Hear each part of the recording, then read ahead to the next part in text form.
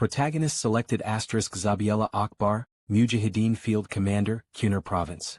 His first-hand leadership during the first successful Stinger shootdowns provides the clearest foxhole-level view of how Soviet air dominance collapsed in real time. There was one rule everyone believed in during modern war. If you control the sky, you control everything beneath it. For decades, that rule felt unbreakable. Armies could lose tanks.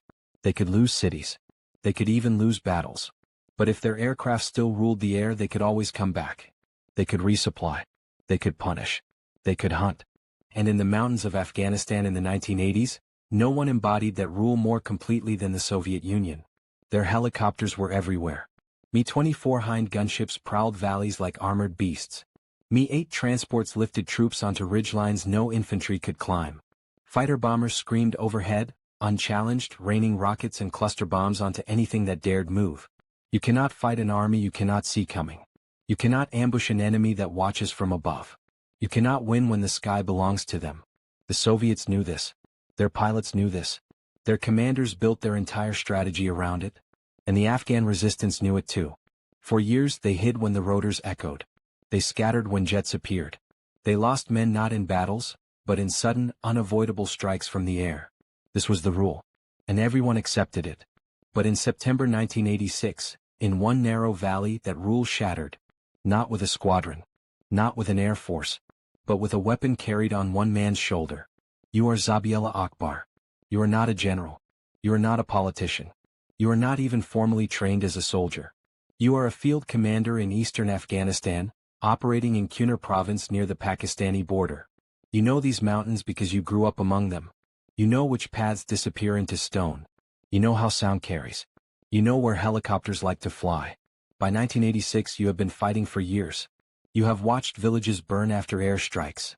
You have buried men whose only mistake was moving in daylight. You have learned that courage does not stop rockets. The Soviets call this counterinsurgency. You call it survival. Their helicopters are your greatest enemy. The Mi-24 Hind is fast, armored, and armed with rockets, cannons, and machine guns. It can hover. It can chase. It can kill and then escape. Your weapons cannot touch it. You have old machine guns. Heavy DSHK guns if you are lucky. RPGs that cannot reach high enough. You fire at helicopters mostly out of anger, not hope. But something changes in the summer of 1986. Word spreads quietly. Not in speeches. Not in announcements. A new weapon has arrived. It comes from far away. From the United States. It is called the FIM-92 Stinger. It is small. It is shoulder-fired. It locks onto heat. And more importantly, it does not forgive mistakes. You are selected for training. Only a few men are. The training is brief. Brutally focused. You learn one rule above all others. You get one shot. You are told not to waste it. You are told not to miss. You are told that if this weapon works, everything changes. And now, in September, you wait. Because Soviet helicopters are coming. They always come. You hear them before you see them. A distant thudding. Rotors beating air into submission. Two Mi-24 Hind gunships move through the valley. They fly low, confident. They have done this hundreds of times. They believe nothing below them can reach them. You crouch behind rocks. The Stinger tube rests on your shoulder. It is heavier than it looks. Your heart pounds. Not from fear, but from precision. You know the distance matters. You know the angle matters. You know you will not get a second chance.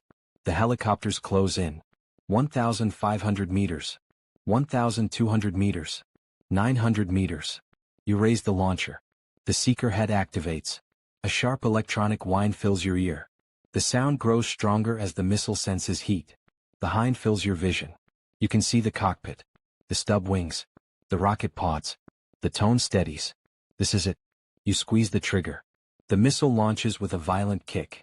Smoke erupts. The Stinger streaks upward fast, faster than you expect. The helicopter pilot has no warning. No radar alert.